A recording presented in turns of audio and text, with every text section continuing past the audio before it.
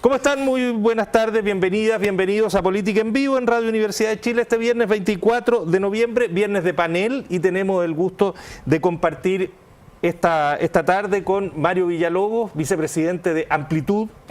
Bienvenido, Mario, como siempre, Muchas un gusto gracias. tenerte por acá. Muchas gracias por la invitación. Al contrario, pues don Roberto Santa Cruz, abogado del Instituto Igualdad, vinculado al Partido Socialista, y Marcela Sandoval, dirigente de Revolución Democrática, candidata a diputado, pero que todavía, Marcela, ahí en el borde. O sea, ya bienvenida. ¿Eh? nos fue bien, pero estamos en este minuto, no salimos, digamos. O sea, Una diferencia estrecha. formalmente tú no estás en el Parlamento, pero se están revisando mesas y es muy cerca con tu compañera de lista. Tenemos una diferencia muy mínima, sí. O sea, ¿podría pasar que en un par de reuniones más te invitemos como diputada? Difícil, pero sería fantástico, pero difícil. Oye, antes de meterlo, ¿cómo fue para ustedes, para partir por cosas más misceláneas? Pueden preguntarle a Mario la situación Amplitud, que está en una situación compleja, de un resultado electoral que convenimos es malo y que los pone legalmente incluso frente a la disolución, etcétera. Pero para ustedes, a mí me asalta siempre la duda de qué les pasó el domingo a las 5 o 6 de la tarde, porque mira, los más optimistas de Frente Amplio con los que yo conversé llegaban a 12 parlamentarios, así como en el optimismo un poquito delirante para ellos, y otros estaban medio alicaídos, digamos, incluso, y salen con esta cuestión donde hoy día tienen la llave dorada para todo. Sí, yo creo que lo han dicho como los principales dirigentes, que fue un resultado sorpresivo. O sea, esperábamos que nos fuera bien en términos de que las 2 últimas semanas Beatriz había repuntado con los debates, había una sensación más, sobre todo en la calle, cuando salíamos a hacer puerta a puerta y todo, que había gente que nos decía, mira, yo estaba hace 2 semanas indecisa, pero ahora ya me decidí, voy a votar por Beatriz Sánchez. Entonces teníamos como la sensación de que podíamos subir un poco. Pero la verdad, siendo bien honesto, nos pilló de sorpresa. Revolución Democrática apostaba a una bancada más grande, obviamente a tener más de Giorgio, pero no pensábamos tener 2 diputados de regiones, pensábamos en 1, entonces eso evidentemente que nos modificó harto el escenario, positivamente. Pensábamos en que Giorgio iba a sacar una gran votación, pero tampoco una votación tan descuadrada, claro. A lo más que diera para 2. Entonces, que eran todos los cálculos, todas las encuestas daban que probablemente Giorgio arrastraba a 1. Entonces, evidentemente que ese resultado nos dejó, además nos dejó como el partido a la cabeza del Frente Amplio, con una alta votación, altísima. Entonces hay una responsabilidad también sobre nuestros hombros respecto a la segunda vuelta. Bueno, y ahora viene la política de verdad, con poder de por medio. Totalmente. Y eso otro empieza a ser otro camino. Mario, ustedes... ¿cómo van a enfrentar el periodo que viene? Supongo que van a tener reuniones que luego, pero más que en lo legal, digamos, si rearticular Amplitud o ir a otro lado, ¿cómo leen políticamente lo que ocurrió? Porque el centro, que era lo que ustedes apostaban como opción, se ve, por decirlo de alguna manera coloquial, no sé, como desaparecido, como inexistente, como fuera de combate en esta elección. Desde el punto de vista del análisis de la elección presidencial, básicamente, creo que el resultado que observamos es que llevar candidato presidencial es clave para empujar las listas parlamentarias, ¿ya? Sin desmerecer en absoluto lo hecho por la gente de Frente Amplio, que fue un gran trabajo. Yo he felicitado a mis amigos de Frente Amplio por lo que han hecho. Efectivamente, el fenómeno Sharp en Valparaíso, un candidato de la nueva mayoría, Guillé, que fue un candidato muy controvertido dentro de su grupo, ¿no? Muy resistido incluso por algunos sectores, no recibió un gran apoyo, facilitó el reposicionamiento de Beatriz Sánchez, porque si no habríamos visto tal vez otro resultado, como fue el de las municipales, donde no obtuvieron lo que esperaban, ¿ya? Entonces eso empujó mucho el resultado del Frente Amplio. Y lo insisto, no es por desmerecerlo, esa es mi impresión, que esa fue la razón por la que tienen el resultado que obtuvieron, ¿ya? Y en el caso nuestro, esta fue una elección extremadamente polarizada, donde el centro, los moderados, como queramos llamarlo, ninguno tuvo la votación que esperaba. En el caso nuestro, el hecho de habernos quedado fuera de Chile Vamos y no llevar un candidato presidencial propio, haber apoyado a Sebastián Piñera, que fue una decisión que yo insisto sigue siendo la correcta, nos significó un traspié electoral muy complejo que hoy día nos tiene en esta situación, que vamos a resolver probablemente dentro de las próximas semanas. El lunes nos vamos a juntar por lo pronto para tomar las decisiones internas, pero yo creo que lo más lógico es esperar el resultado de la segunda vuelta electoral y ver qué es lo que va a ocurrir, ¿ya? Si observamos el resultado que tuvo también la Democracia Cristiana con Carolina Goich, claramente del centro y de los moderados no queda absolutamente nada, y lo vamos a ver probablemente en el próximo Parlamento. Roberto, hay una columna o una entrevista, me parece, de Agustín Esquella, que me pareció bien interesante, que dice que hoy día lo moderado no, digamos, el centro como lógica de moderación no tiene sentido, que hoy día lo moderado es el Partido Socialista, dice un partido moderado, que dice que quiere hacer, y que todos finalmente son moderados, en la medida que dice yo quiero arbitrar mis opciones dentro del modelo democrático, sujeto completamente a la ley y en ese debate parlamentario. Nadie se desmodera en el sentido de decir quiero ir por un camino distinto a lo que las normas democráticas nos proponen. En esa lógica, ¿tú cómo ves el resultado de la nueva mayoría o de lo que fue la concertación, de los partidos tradicionales, de lo que podríamos llamar la vieja concertación y la mayoría, la nueva mayoría? Hay un elemento de fondo en la pregunta, pero yo quisiera partir con el elemento de forma primero. Ok. Creo que parte del legado que deja la presidenta Bachelet es haber acabado con el binominal. O sea, todos agoreros que decían que este sistema iba igual a tener dos grandes bloques se equivocó. Hoy día hay una fuerza emergente que es el Frente Amplio, que entra apoyado por este sistema, porque tal vez a ellos les hubiera costado mucho más perforar el sistema en el sistema binominal. Hoy día con el sistema proporcional moderado, que así se llama, o inclusivo, como dicen los españoles. No, nosotros decimos inclusivo, yo le hice moderado, pero el mismo, que es el sistema tonto. Permite que nuevas fuerzas emerjan. Efectivamente sigue protegiendo a las mayorías, pero no la primera y la segunda, que era el caso del binominal. También protege a los partidos, diría yo. Pero este sistema también protege a los partidos porque no permite los subpactos Por eso internos. el TON yo creo que protege más a los partidos que nada. Claro. Sí. Y ahora voy al fondo. Yo creo que sí, hay moderación en términos de respetar la legalidad. Nadie es muy revolucionario, más allá que el uso semántico de la palabra. De hecho, a los colegas de acá los quitaron el Cervera en algún momento. Los colegas de acá de Revolución Democrática, para los que no están Democrática. viendo, sino que escuchando. Pero yo creo que lo que vimos el domingo de la elección fue algo que nadie esperaba, pero que representa un cambio de país. Votó más gente de la que se esperaba, primero que todo. Pero menos que en la elección presidencial Menos. anterior. ¿Eh? Menos.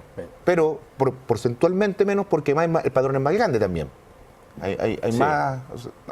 Pero se esperaba que votaran... Nadie sabe todavía cuántos son realmente los De que pueden verdad, votar. ese es un enigma, ¿cuál es el verdadero padrón? ¿Cuál es el verdadero Los padrón? muertos, Nadie lo sabe. Pero en fin, fue perdona, depurado la última perdona, vez. Robert. Bueno, pero aquí hay un cambio de eje. Yo creo que la sociedad chilena optó más hacia la izquierda en términos generales, es lo que entendemos hoy día por izquierda. Porque el centro político más bien no desaparece, se carga un poco más a la izquierda. Porque así como Agustín Esquella dice eso, hay otro...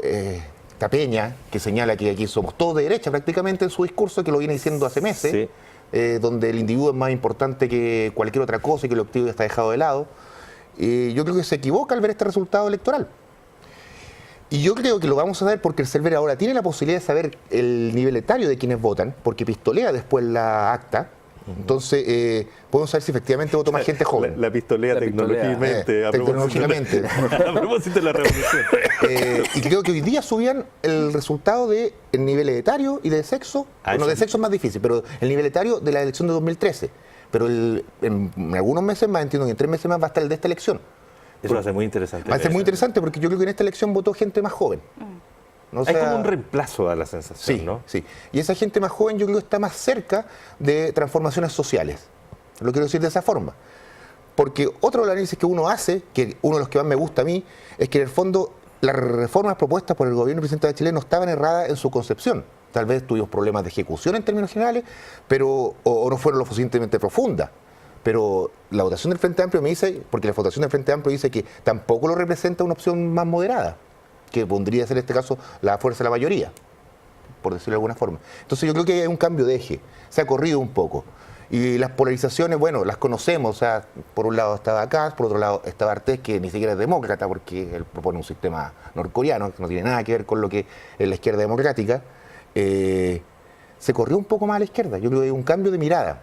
Entonces, aquellos que dicen que hoy día el individuo solamente se preocupa por sí mismo, es un poco falso. ¿Tú compartes eso, Marcela? Marcela Sandoval. Sí, yo creo que hubo un cambio de eje, pero yo creo que sigue siendo como el cambio de eje hacia la izquierda democrática. Eso como que se instaló muy fuertemente, pero sí con profundización de la democracia y por las transformaciones sociales. O sea, yo creo que habían demandas que el programa de Beatriz Sánchez instaló y que generó bastante, digamos, recepción positiva de la gente, que tenía que ver con el fin al CAE, la transformación del sistema de pensiones, un seguro universal de salud. Entonces, de alguna manera tenía que ver con la profundización de reformas que se han venido hablando, pero también de manera más decidida, no de manera gradual. Entonces, y finalmente son temas que en el cotidiano a todo el mundo son súper fáciles de aterrizar, porque en todos los hogares chilenos se ven, digamos, la conversación sobre las pensiones, sobre la salud, sobre la educación, es un tema que nos afecta a todos de alguna manera. Entonces, evidentemente que esas demandas generaron, yo creo, un cambio de eje, es decir, estamos por la estabilidad que ha dado, digamos, los gobiernos de la concertación y con ese tipo de programa, o avanzar hacia transformaciones sociales mucho más profundas. Y yo creo que hacia allá fue donde, digamos, fue la clave que de alguna manera sintonizó el programa del Frente Amplio. Y evidentemente que para el Frente Amplio, y esa es una lectura que estamos haciendo ahora, hay distintos movimientos con distintos niveles de consolidación e institucionalidad, o sea, somos algunos partidos, otros van a tener problemas ahora con la legalidad. Pero lo que hay al centro, evidentemente, es cómo nos consolidamos como fuerza, porque, claro, este es un paso, que es un paso electoral. Evidentemente tenemos una bancada que nos permite tener cierta incidencia en el Congreso, pero lo que se viene es lo importante, es como la lectura que se va a hacer del Frente Amplio en estos 4 años, si somos oposición, qué tipo de oposición vamos a hacer, en fin. Mario, Yo no comparto en absoluto el análisis.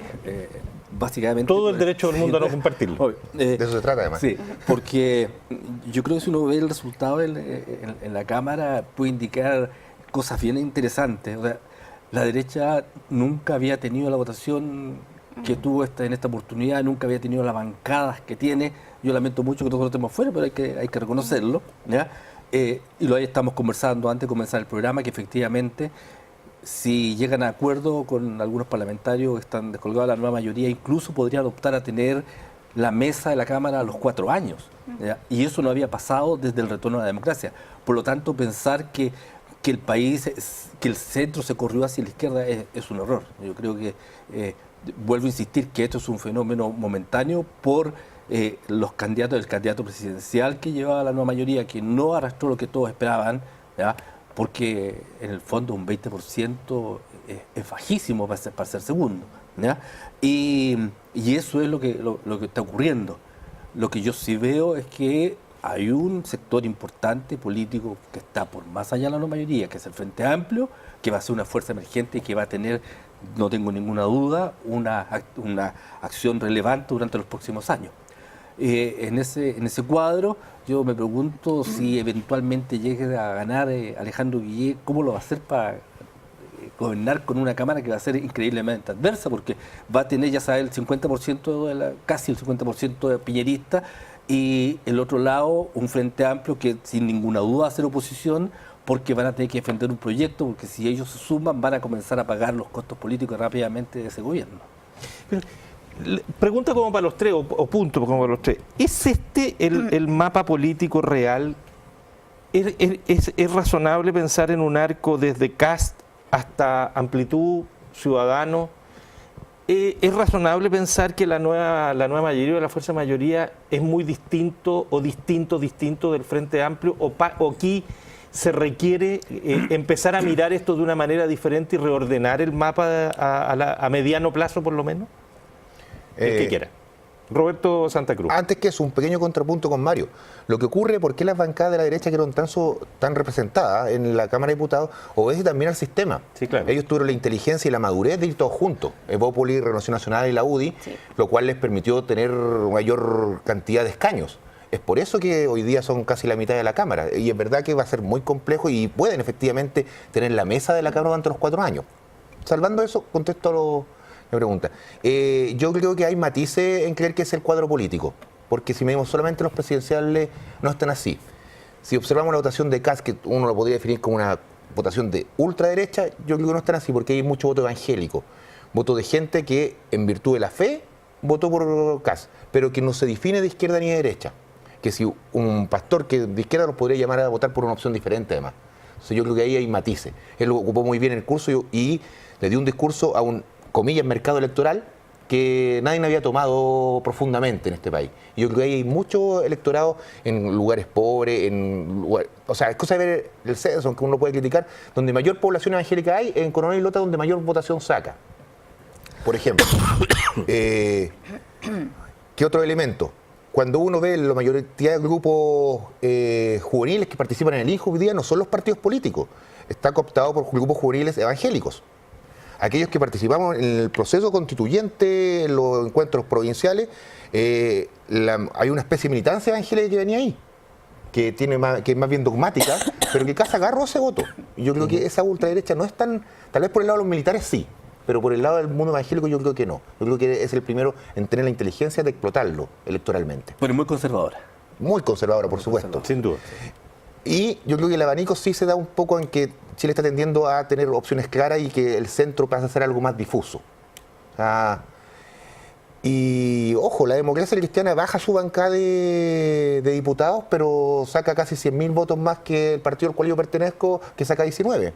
Está pasando peor el PPD, que le Bajó fue mucho. pésimo, Mucho. pero pésimo. Bueno, pasa, yo creo que hay un Tú tema no- de mística, hay un tema de retórica y mística que las izquierdas tienen en este país. Yo pertenezco a un partido que tiene historia, que tiene un capital simbólico importante, entonces es más fácil sobrevivir. Yo creo que el PPD se le pierde un poco la brújula en este nuevo mundo, donde el discurso no es tan claro, tal vez. Mucho conflicto de probidad también tuvo el PPD. Pero Sí. Y eso- conflicto de probidad. El Si le metemos la completo. variable probidad, se nos empieza a desmoronar casi todo, la verdad. Mira el resultado parlamentario, efectivamente pesó. Pesó Pesó. y yo creo que pesa en Y Piñera. pesó a los dos lados también. Y fíjate, yo tengo la impresión de que pesa en Piñera a pesar de su alta votación. Pero yo creo que eso también pesa y también pesa en la votación de Kast, ese factor, fíjate, del tema de la probidad en Piñera, digamos. A mí me da la sensación de que es una variable que se puso fuertemente. Y Guilú le fue bastante mal, el secretario general de Renovación Nacional, que tenía un conflicto evidente. O sea, yo creo que pesó el cuento, de alguna manera. Igual Marcela dentro Sandoval. del eje que tú planteabas, yo como que tiendo a pensar también que, sobre todo por lo que tú decías del mundo evangélico, como que acá el eje también va como por agendas más conservadoras, agendas más liberales. Hay gente que se ubicó más en ese eje.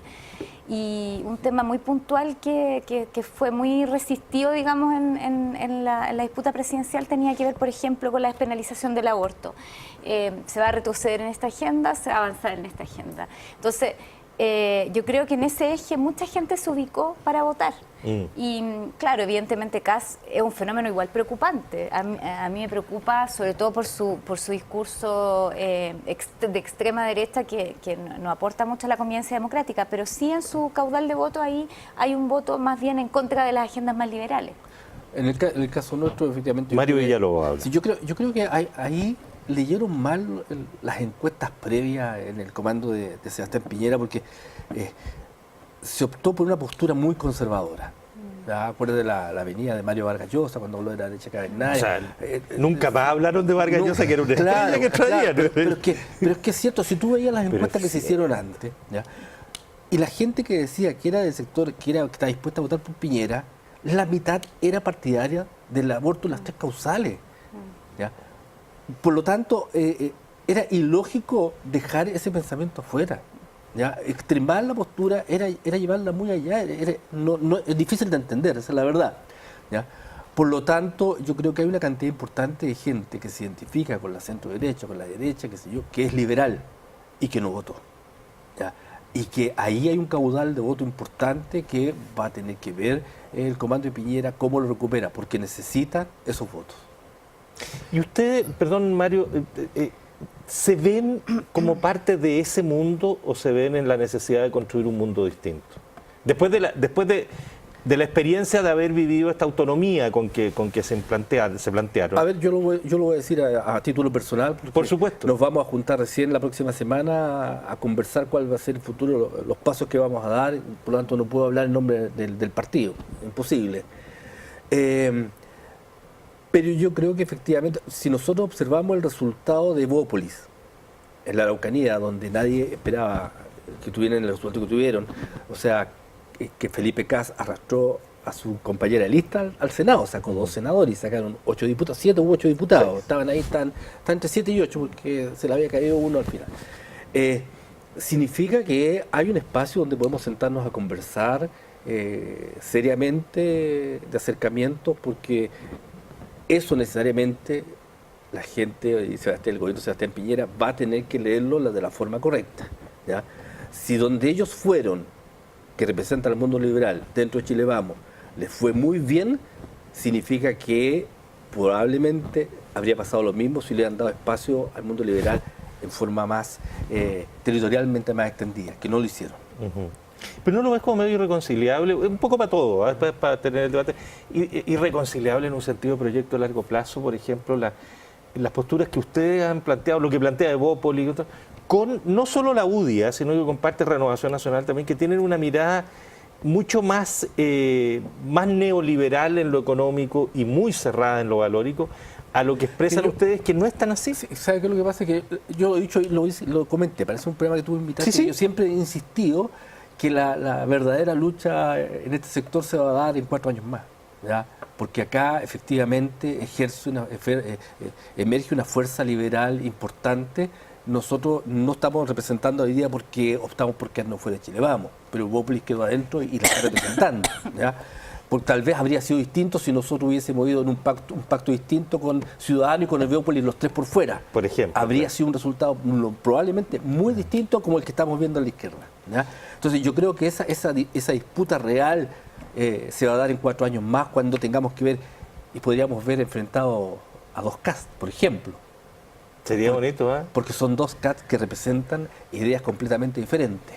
Y eso se podría eventualmente, estoy haciendo política ficción, pero se podría dar. Yo le insisto que lo digo a título personal porque el partido no ha decidido todavía cuáles son los pasos que va a dar. Vamos a hacer una pausa y nos metemos a las claves de la segunda vuelta, ¿les parece? A ver cómo se va a resolver esta segunda vuelta, donde le vamos a preguntar a la semidiputada. No, tú no quieres ni jugar más con eso porque estás agotador. Yo ya cerré el capítulo. Agotador. Agotador, sí. Es uno de los distritos más grandes. Terrible. Terrible. ¿Quién dibujó los distritos, Roberto? Tú sabes de esas cosas siempre, Roberto Santa Cruz. Ya nos vamos a la pausa, pero... Vamos a la pausa. No, pues, fíjate que yo tengo la sensación de que hay algunos distritos, entre otros el 8, que cuando lo estaban dibujando en el mapa, alguien estornudó y se le fue la mano y quedó una cosa que es muy difícil de explicar. La verdad es que en su momento de las conversiones que uno escuchó, Roberto Santa Cruz, principalmente tenían que ver con que, salvo lo que ocurre en el distrito donde está Las Condes, que fueran distritos que tuvieran una homogeneidad en términos de clase social, que no fueran tan guetos, de alguna forma. Eso es bien, pero cruzas, unos cruces realmente bastante locos. Vamos a hacer una pausa en Política en Vivo y ya seguimos conversando con Mario Villalobos, Roberto Santa Cruz y Marcela Sandoval.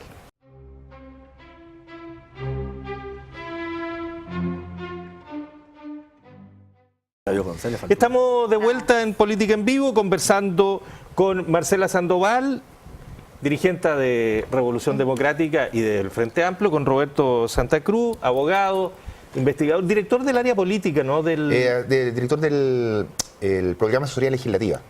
Del Instituto de Igualdad, vinculado al Partido Socialista, y Mario Villalobos, vicepresidente del Partido Amplitud. Les decía, las claves de la segunda vuelta, Esteban, amigo. Yo, solo para plantear el punto, vamos a coincidir de que la clave principal está en manos de los que votaron por Beatriz Sánchez, que si se volcaran todos, no hay cómo ganar la Guille. El punto es cuántos se van a volcar y cuánto más podría y por dónde, cuánto más podría crecer, si es que puede crecer en algo, Sebastián Piñera, para hacerse la más difícil, digamos. Dicho en términos futbolísticos, como conversamos delante, un partido que se suponía que iba a ser de mero trámite, como dicen los comentaristas, hoy día lo vemos como un partido muy difícil, que lo más probable es que se defina a penales muy estrechamente. Yo creo que Mario Villalobos. Yo creo que en el caso de Sebastián Piñera le ha pegado muy fuerte el fenómeno Kast, porque si Kast no hubiese sido candidato, Sebastián Piñera con 44% de los votos contra un Guillé de 20%. ¿Tú crees que habría sido- tenido ese 44? Sí, que lo tuvo la vez pasada, lo habría tenido igual, pero por lo menos habría estado sobre 40. Y es lo que ha dado la sensación de que no de triunfo, podríamos decirlo, porque no es derrota, o sea, en 36% contra 20, son 14 puntos de diferencia, muchísima diferencia. ¿Ya? También yo creo que, sí, es cierto que lo que pase con los votantes de Beatriz Sánchez va a influir, pero tampoco pueden asegurar que el total de sus votos se van a ir a Guillé. Yo creo que hay una cantidad importante que se va a quedar en la casa porque va a pensar que afecta el proyecto, y otro tanto va a quedarse porque no le gusta Guillé, y otro podría perfectamente votar por Piñera si Piñera hace las cosas exactas. En el caso de Piñera yo creo que la clave va a estar, ya no puede más hacia el sector de Kast, es absurdo, ¿ya? Eso ya está cerrado. Tampoco yo creo que puede avanzar mucho más hacia la DC. Yo creo que los DC que iban a votar por Piñera ya votaron por Piñera. Tú parece que lo decías al principio. Yo creo que tiene que traer una cantidad importante de gente, insisto, que votó por él la vez pasada, que es más liberal y que no sintió que se respondió durante ese gobierno a las promesas que había hecho al mundo liberal Piñera. Yo creo que por ahí. Y lo otro que tiene que haber es que esta sensación de exitismo que instalaron, que yo nunca vi, la gente, yo por lo menos conversé del comando de Piñera, nunca vi que hubiese ánimo de exitismo, pero yo creo que sí se cometió un error, es que se concentraron mucho en, yo considero que fue una actitud responsable porque pensaba que iban a ganar, en elaborar un muy buen programa de gobierno, ¿ya? Pero eso es una parte nomás de la campaña. Yo creo que la campaña se gana en la calle, ¿ya? Y yo creo que a la candidatura de Piñera le faltó calle. Yo creo que hoy día el que sea capaz de salir, pues yo lo vi ayer con Felipe Kast recorriendo Temuco, ahí, en los semáforos, panfleteando, demostrando ahí una actitud proactiva. Yo creo que eso va a ser en definitiva lo que podría traer los votos que él necesita para ganar la segunda vuelta. Roberto. Esto está entretenido porque los partidos que se definen a último minuto a uno lo emocionan, po. Entonces yo creo que esto se ha Los definido... partidos de fútbol se refiere. Sí, los partidos de fútbol. Estaba recuperando tu analogía. Sí, por eso para que no se confundan con los partidos Con los políticos. partidos que se No, lo definen. que la decisión que tome el país en la segunda vuelta se defina voto a voto es muy interesante. Porque aquí en el fondo lo que está en discusión es que si se continúan las reformas sociales, si estas se profundizan, o hay un retroceso hacia un mundo más conservador. Yo creo que puesto en materia de segunda vuelta es así, porque la tarea de los candidatos de segunda vuelta es traer a su mercado electoral. Y en ese sentido, el comando Guillet tiene que serlo, y aquellos que estamos lo más cerca posible, tratamos de decirlo, hay que dar señas que nosotros queremos que profundizar la reforma. Y claro, al Frente Amplio no le vamos a ofrecer ser cogobierno y nada parecido, porque sabemos que eso no lo van a hacer ellos. Ellos, el mejor de los casos, que va a ser que si gana Guillet, ellos van a hacer una oposición constructiva. No creo que estén dispuestos a cogobernar, porque además tienen un camino propio que es muy importante. Lo que no significa que el socialismo chileno, y aquí hablo por el Instituto de Igualdad directamente, vaya a generar en este tiempo todos los vínculos que sean posibles con el Frente Amplio, porque el unir la izquierda es una tarea que uno tiene desde que milita en un partido de izquierda. Entonces, eso sí se puede hacer, pero eso no creo que tenga que ver directamente con el gobierno. Pero entendemos que el electorado del Frente Amplio, además, hay de todo, porque hay gente muy joven y hay gente muy mayor también. Entonces, es atraerlo a través de un mejor discurso de reforma y explicar que aquí el nivel de desesperación de Piñera es tal que su agenda conservadora la dio vuelta, porque ahora está diciendo que él quiere la gratuidad.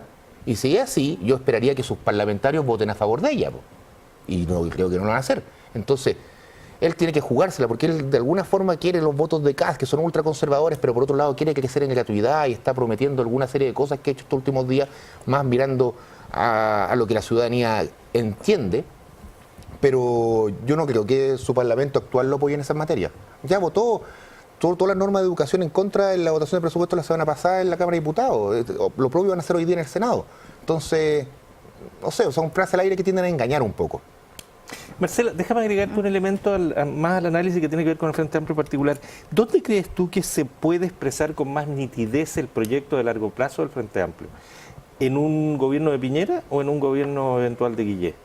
Y ubicándose ustedes en la posición que estiman conveniente dentro de eso.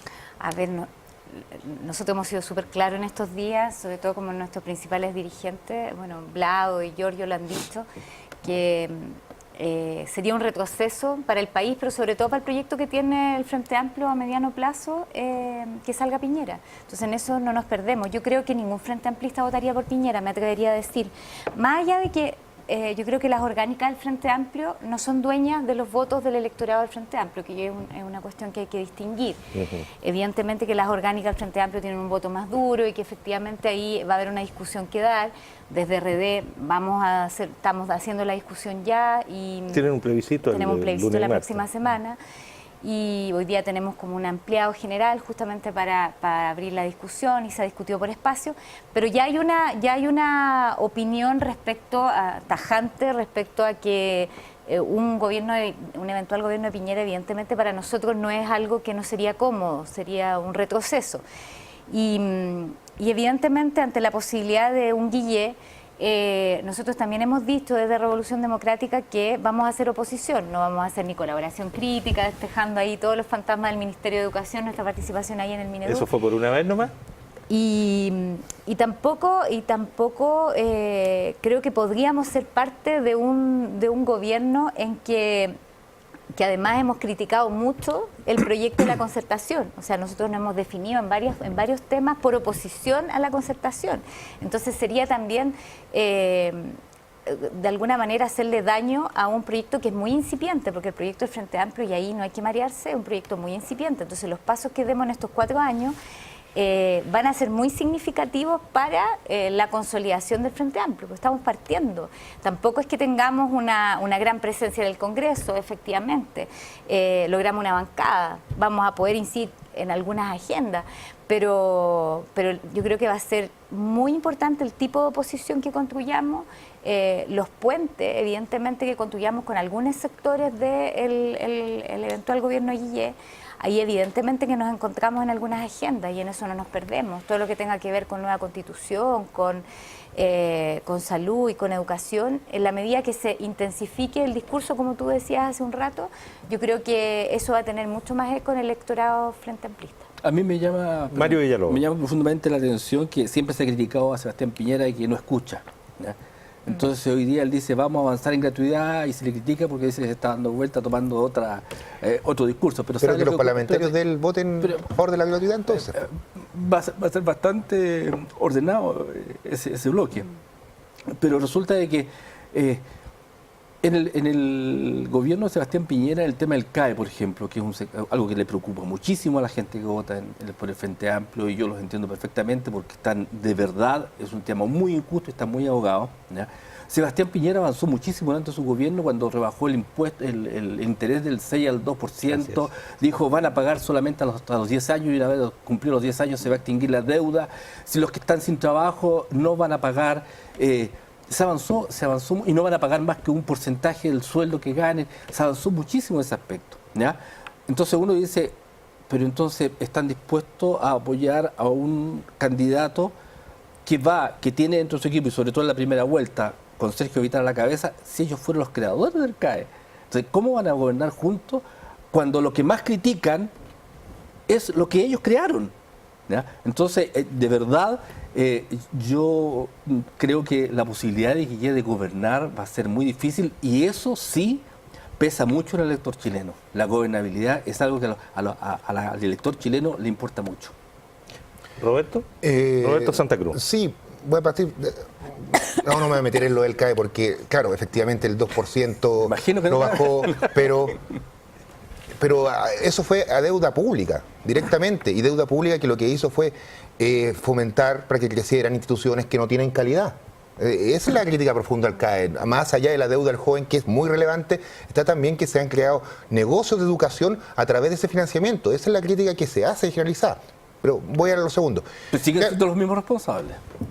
O sea, el que crea el CAE es el gobierno del Lago, si eso estamos claros. En un momento determinado de la historia, si la historia uno no la puede mirar con perspectiva actual tan completamente, pero la autocrítica ya se ha hecho. El mismo Lago dijo en su momento que se había equivocado con aquello. Entonces, yo despejaría esa duda, porque lo que va a profundizar Piñera es el tema de los vouchers, y eso es lo que va a hacer. Es decir, meterle más plata al privado que entrega educación de mala calidad, lo cual engaña a la familia, que va y después, que tiene ese título, que después no encuentra pega o encuentra un trabajo precario porque su título no tiene la validez que corresponde. O sea, para que digamos un poco las cosas como son en materia de educación. Luego, con respecto a la gobernabilidad, yo no me olvidaría que en Chile, aunque hayan fenómenos, aunque cambie todo el Congreso, le faltan aún más cambios. Los procesos de transformación se iniciaron hace bastante poco. Se inician un poco en la reforma de medias tibias en su momento, pero claro, eran las mayorías que habían en el Congreso para tener la reforma del 2005. Ahora hay que hacer un proceso constituyente nuevo, porque hay que cambiar los quórums de la Constitución, porque las fuerzas mayoritarias todavía no pueden hacer o pesar en los grandes temas su opinión. Dicho esto, además no nos olvidemos que en Chile tenemos un sistema presidencial, donde la gobernabilidad no solamente está dada por el Congreso tiene que ver con la aprobación de ley, pero la política pública es tarea principal del Ejecutivo. Y en ese sentido yo creo que Guillermo va a estar apoyado, va a estar arropadito por todos nosotros para hacer lo mejor posible en términos de política pública, y también tendrá que ver para dónde ve, porque tiene dos oposiciones seguramente, la oposición del Frente Amplio, que yo espero que sea constructiva, y creo que va a ser así, y la oposición de la derecha, que va nuevamente a tratar de ponerle la tranca a todo tipo de reforma social. Y en ese sentido tendremos que ver cómo avanzamos para generar la mayoría, que cuesta mucho la mayoría, pero esto es importante, repito, por la ley en decorum que dejó la dictadura. Y aceptemos, perdona Roberto, que la ropa se achicó, porque Es un chalequito, ¿no? hoy día es más chico. Pero en ese sentido, para meterlo en el... Al interior de lo que es la nueva mayoría, la fuerza mayoría, ¿cómo se ven a futuro? ¿Ven un...? Es más bien para darle vuelta a la idea. Yo sé que es un debate que hoy día, con la intensidad electoral, está en otro momento, pero aquí hay un fenómeno que tiene que ver con los partidos tradicionales y que no solo afecta a la nueva mayoría, digamos, en general. ¿Cómo va eso? ¿Cómo ven que se va a ir generando esa situación? el debate interno es profundo, particularmente en el Partido Socialista. El Partido Socialista hoy día tiene la obligación de ser el protagonista en el cambio de la nueva mayoría, porque es el partido mayoritario, el que tiene más diputados, el que tiene la misma cantidad de senadores del PP, pero es el partido más grande, el que tiene mejor estructura, el que tiene despliegue territorial. Desde ese punto de vista, la profundización de los cambios dentro de la nueva mayoría tienen que ser lideradas por nosotros. Entonces, de ahí el debate viene dándose rato, y lo que ocurrió en las elecciones nos hace acelerarlo. Aquellos que estamos porque el socialismo chileno se refresque, porque ya se renovó, o sea, eso hay que decirlo hace harto año atrás. Entonces, hoy día que se refresque un poco, que vea la nueva sensibilidad de la gente, porque lo que le preocupa hoy día ya pasamos la barrera en gran medida del problema material de la pobreza. Estamos en un camino de pobreza espiritual, o estamos en un problema también de necesidades. El tipo ya tiene trabajo, pero si se queda sin trabajo, ¿en qué pasa con sus hijos? ¿Qué pasa con su familia? Queda en el pleno... dejado un poco a la nada. O sea, la seguridad social es muy escasa en el país, y esos son los trabajos que hay que hacer. En eso es bueno que el Frente Amplio también lo señale con mayor profundidad. Yo creo que, Guillermo, lo que va a ocurrir con nosotros va a ser que nosotros vamos a entender que la sociedad chilena, ya no tanto en partidos políticos, está cambiando un sistema de tránsito a la reforma, que de nosotros puede parecer más lento, pero es muy apegado a la normalidad, como lo hablábamos delante, pero está exigiendo más, y tal vez hay que empezar a modificar las normas que permitan que la ciudadanía se exprese de mayor forma. Es más, nosotros deberíamos proponer, incluso en el cambio constitucional, un momento en que el aparato legislativo no sea solamente en el Congreso, no sea solamente legislativo, sino que hayan iniciativas populares con un número de firmas determinada, que uno podrá tener números como son lo mismo que se necesita para conformar un partido político, números más o menos altos. O sea, tampoco es para que las personas lo hagan, pero deberíamos tener alguna iniciativa popular legislativa. Déjame agregarle dos elementos nomás, Marcela, para darte la palabra. Uno, ¿qué se puede hacer con el 50% que no vota? Por lo menos el 50%, un poquito más. Y que por Dios que serían importantes, y que será posible que algunos vayan a votar a lo mejor en este punto ahora.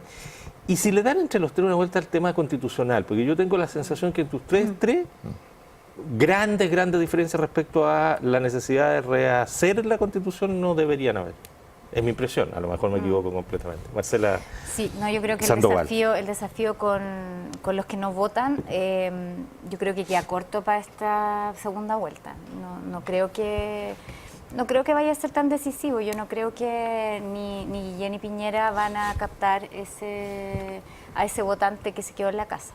Es difícil. Tendría que justamente ocurrir algo como no sé, que en el caso de Piñera efectivamente su discurso, su relato en el fondo cambie hacia agendas más liberales que le hacen más sentido a quizás los que se quedan en la casa. Pero más a mediano y largo plazo, más bien. Que yo estoy de acuerdo contigo, entiendo ese punto. Mira, a mí lo que me pasó, y es una experiencia bien concreta, que fue como en la misma campaña, es que yo creo que aquí lo que falta, y ha sido un debe también de los gobiernos, tanto de derecha como de la nueva mayoría, no ha habido formación ciudadana en estos temas. Como la importancia de que efectivamente cuando tú vayas a votar en un sistema en que está el voto voluntario, tu decisión importa.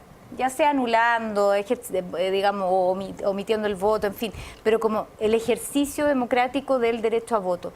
Y creo que eso está muy instalado, sobre todo en las nuevas generaciones, como quedarse en la crítica. Yo creo que efectivamente va a ser interesante el dato de la votación joven, porque tengo la sensación que el Frente Amplio dio un poco con esa clave, que tiene que ver con la crítica es muy válida, pero para que efectivamente esa crítica sea efectiva, tú tienes que ejercerla digamos, ejerciendo tu derecho a voto. Entonces creo que ahí falta formación ciudadana. Y la reposición del voto obligatorio un poco para los tres, digamos. Y creo que ese es un desafío de política pública.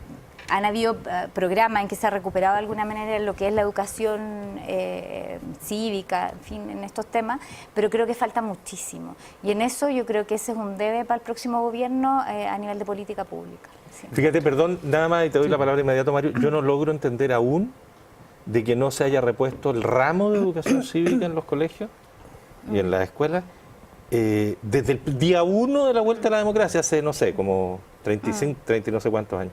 No lo puedo entender. Mario Villalobos. Muy cortito, antes de pasar al tema constitucional, yo creo que la incorporación en la campaña de Sebastián Piñera del senador Osandón va a marcar un poco la diferencia de la preocupación y llevarlo al eje social. Yo creo que ha sido súper clave y eso vamos a ver cuál va a ser el efecto que va a tener en el discurso de Sebastián Piñera. Lo tiene agarrado el cogote, le dijo, si no lo hace te mato. Claro, la derecha social. Así que, pero yo creo que eso va a tener un impacto importante en la campaña. Y ahora lo otro, tú me quitaste las palabras. Yo todo el rato mientras conversábamos la Constitucional estaba pensando que efectivamente nunca he logrado explicarme por qué no hemos repuesto el tema de la educación cívica. Porque uno habla con los jóvenes y no tiene idea nada. ¿Qué es lo que hace un senador? ¿Qué es lo que hace un diputado? ¿Cómo está? ¿Qué es lo que son las... No saben nada. Menos a saber lo que hace un concejal o un core. ¿Ya? Yo creo que es súper importante. Yo creo que no va a haber espacio para reponer el voto obligatorio. ¿Ya? Yo creo que va a ser muy difícil, pero sería muy irresponsable mantener el voto voluntario sin aumentar fuertemente la preparación de los jóvenes en lo que tiene que ver con la educación cívica. Eso es clave. ¿Ya?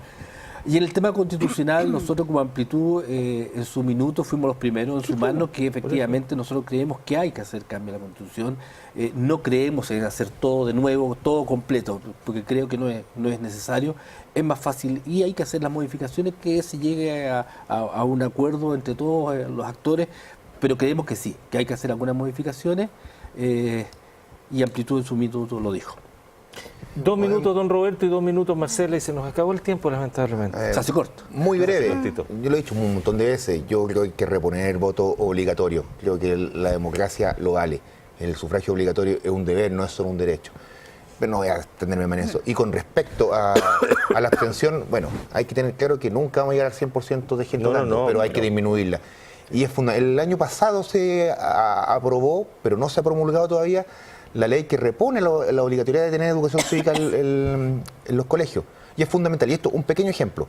Yo lo conversaba con una de mis hijas que fue a votar el sábado, porque ella no tenía muy claro qué proponía cada uno. Aunque ella tenía su votación clara, después se las cuento en off. Y yo recuerdo, en tercero medio, el profesor no sé, el de economía o el de historia, porque era el mismo, o sea, no sé en cuál de los dos ramos, nos hizo a cada uno levantar cuáles eran las propuestas presidenciales de cada uno de los candidatos y nos dividió el curso en 3, porque creo que era, no, eso fue el segundo medio, pero Vigi y Elwin. Esas eran las propuestas que habían cuando yo estaba en el colegio. Esa fue la primera elección. Y a mí me tocó estar en el grupo que analizaba la propuesta Frafra, de la Unión de Centro-Centro, que hoy día no existe. Y de ahí yo siempre supe más o menos para dónde iba cada cosa. Y eso, los chicos que tienen en el colegio, ni idea. Nada. Entonces, la educación sigue muy importante. Con respecto al cambio constitucional, o sea, todos aquellos que estamos a favor del cambio constitucional, hemos tratado de generar en todas nuestras redes la conciencia de que ahí parte todo, porque el principio de irradiación que tiene la Constitución hacia el resto de la ley es muy importante, independiente que algunas cosas seguramente no van a cambiar, porque hay que reconocer que Chile es variopinto. Entonces no se trata de hacer la Constitución venezolana como hacer la caricatura muchas veces de la derecha, sino que se trata de que debatamos sobre lo que queremos. ¿Tu hija va a ir a votar en la segunda Por vuelta? supuesto, las dos. Después vamos a... Ahí le vamos a preguntar por qué votan. Bueno, yo sé por qué no votar, pero no lo voy a exponer Sí. públicamente. Marcela Sandoval. A ver, yo creo que hay una diferencia en el tema constitucional que tiene que ver con, para nosotros desde el Frente Amplio, creemos que no bastan solo con unas modificaciones más bien cosméticas, porque justamente lo que se ha hecho en estas décadas es que la Constitución no es la misma que tenemos del 80, si efectivamente se ha reformulado. El punto es que como es un cuerpo legal el más importante, y de alguna manera define como las reglas de convivencia democrática, hay reglas ahí que se contraponen, que hay visiones de país que digamos que chocan. Entonces, efectivamente, cuando uno habla de reconocimiento, goce de derechos sociales, eso tiene que estar plasmado, pero en un nuevo cuerpo legal, que evidentemente choca con otra norma, digamos, otros acápites de la Constitución. Entonces, creo que resistirse a un proceso de modificación de la nueva Constitución vía Asamblea Constituyente, creo que no le hace bien al país.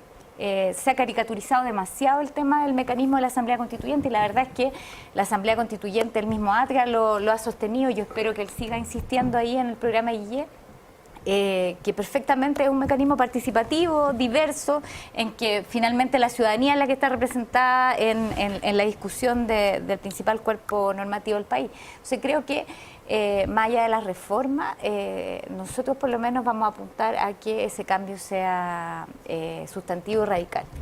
Mario Villalobos, Roberto Santa Cruz, Muchas gracias. Marcela Sandoval, Muchas gracias. Gracias por la agradecido. ¿No? invitación. Nos volveremos a encontrar, a ver si antes de la segunda vuelta o inmediatamente después para Ahí está ver qué pasó. Usted nos avisa. Y a ustedes, por supuesto, 1.000.000 de gracias por acompañarnos, además de esta emisión en directo por nuestra radio. A partir de mañana en la tarde ya va a estar en nuestro streaming del diario electrónico para que pueda ver esta conversación alojada allí. Muchas gracias, que tengan un muy buen fin de semana. Pónganse bloqueadora, que el sol está que pega duro. Buen fin de semana, buenas noches.